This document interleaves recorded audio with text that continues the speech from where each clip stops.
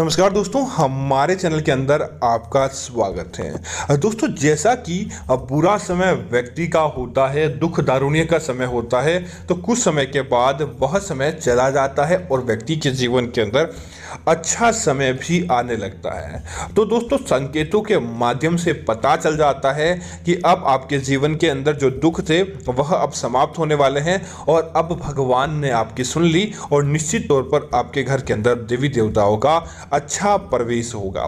तो दोस्तों, अगर आपके घर के अंदर या आपके घर के आसपास यह जानवर या यह जीव दिखाई देते हैं तो इसका मतलब है कि अब आपके जीवन के अंदर से सारी समस्याएं या सारी बुराइयां कहें तो समाप्त होने वाली है और भगवान का आशीर्वाद आपके जीवन के अंदर देखने को मिलेगा। तो दोस्तों, बात करते हैं उन जीवों की। आगे बढ़ने से पहले आपसे निवेदन है, वीडियो को पूरा और अंत तक देखें और साथ ही साथ हमारे चैनल को सब्सक्राइब करना न भूलें। दोस्तों, सबसे पहला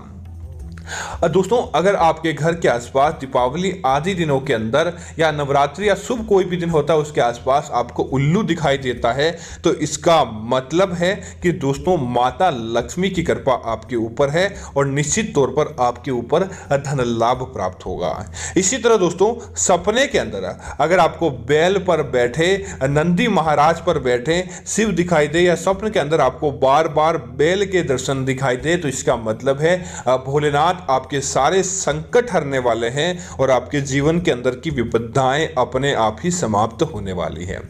दोस्तों, अगर आपके पूजा घर के आसपास अचानक किसी छिपकली का प्रभाव बढ़ जाता है और आपको आपके पूजा घर के आसपास दीपावली आदि दिनों के अंदर छिपकली दिखाई दे जाए तो इसका मतलब है कि आपके जीवन के अंदर अब धन लाभ होगा और देखते ही देखते आपके अंदर जो समस्याएं थी वह दूर होने वाली है।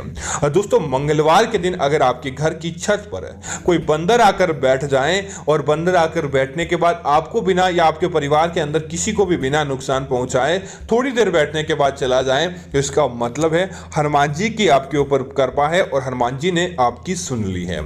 इसी तरह दोस्तों, स्वप्न के अंदर अगर आप हरे मैदान पर किसी नाग या नागिन के जोड़े को नृत्य करते या चलते हुए दिखाई देते तो इसका मतलब है आने वाला समय आपका उज्जवल है और आपको निश्चित तौर पर कोई धन लाभ प्राप्त होने वाला है। इसी वजह से ऐसे संकेत आपको मिल रहे हैं। इसी तरह दोस्तों, अगर आपके द्वार पर पहले ऐसा कभी नहीं था लेकिन अब आपके द्वार पर लगातार कोई गोमाता आती रहती है और गोमाता आकर बस आपके द्वार पर थोड़ी समय के लिए देखती है और वापस चली जाती है तो इसका मतलब है देवी देवताओं की विशेष कृपा आपके ऊपर है, तभी ऐसा संकेत आपको देखने को मिलता है। तो आप रोजाना गोमाता को रोटी जरूर खिलाएं। इसी तरह दोस्तों, अगले संकेत की बात करें तो अगर आपके